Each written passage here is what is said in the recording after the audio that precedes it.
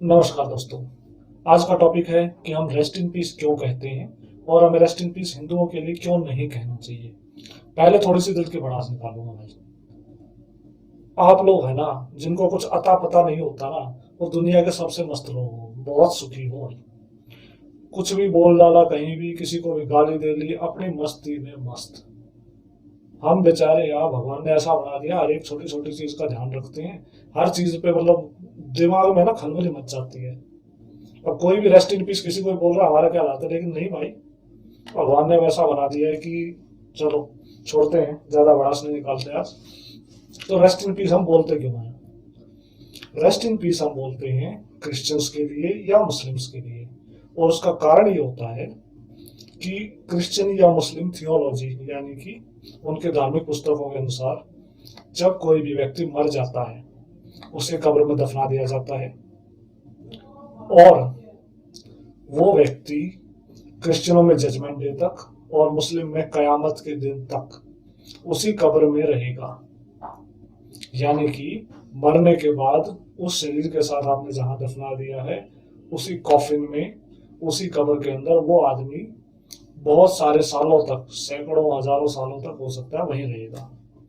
इसीलिए उसके लिए हम कहते हैं रेस्ट इन पीस, कि भाई अब तू मर तो गया, लेकिन वहां पे तुझे शांति मिले, आराम से रहियो।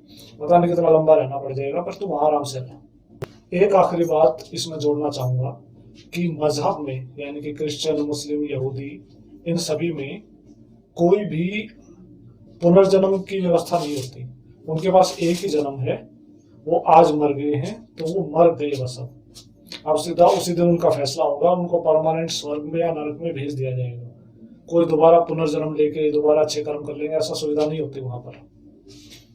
अब आ जाते हैं हम धर्म पर। धर्म यानी कि हिंदू, बौद्ध, जैन, सिख भी कह लेते हैं। जो भी भारतीय पद्धतियां हैं वो सब धर्म में आते हैं, मजहब अलग हो गया।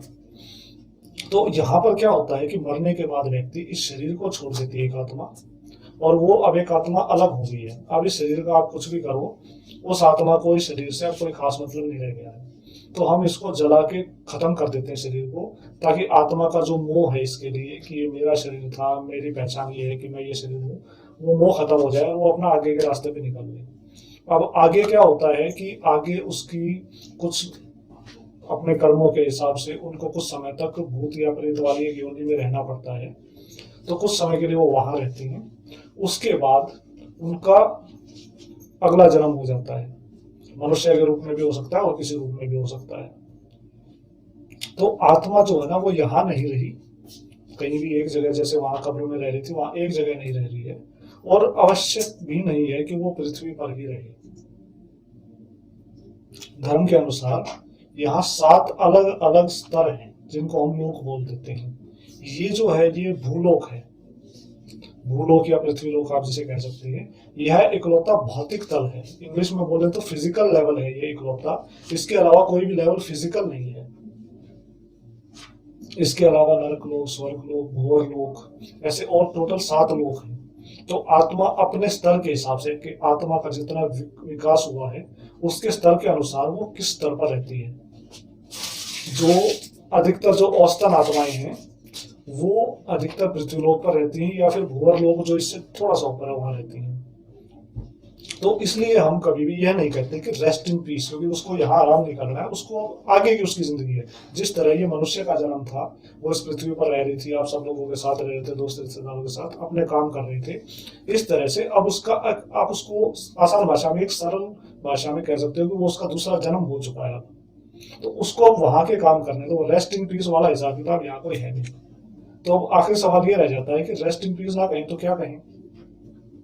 तो रेस्ट इन पीस कहने की बजाय कुछ लोग तो कहते हैं ओम शांति, लेकिन ये भी एक रिएक्टिव फ्रेज है, और फिर भी है कम से कम हमारा ही है, नकल नहीं मार रहे हो।